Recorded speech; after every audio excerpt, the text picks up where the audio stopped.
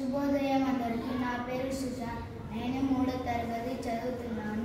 నేను ఈరోజు విరామ చిహ్నాల గురించి చెప్పబోతున్నాను. బిందువు. దీనిని మనం మాట్లాడేటప్పుడు, రాసేటప్పుడు, చదివేటప్పుడు ఎక్కడ ఆపాలో ఎక్కడ ఆగాలో ఇవి తెలుపుతాయి. బిందువు. వాక్యం ముగిసింది అనే సందర్భంలో దీనిని వాడతారు. ఉదాహరణ, సరిత అన్నం తిన్నది. వాక్యాంశ బిందువు.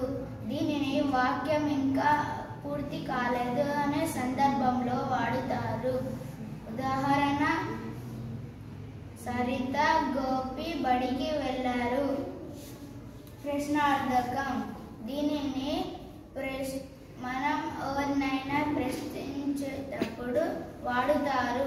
ఉదాహరణ, నీ పేరు ఏమిటి? ఆశ్చర్యార్థకం.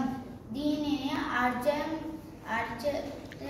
కొలిపేటప్పుడు వాడుతారు. ఉదాహరణ, అబ్బో, హైదరాబాద్ ఎంత పెద్దగుందో. ధన్యవాదాలు.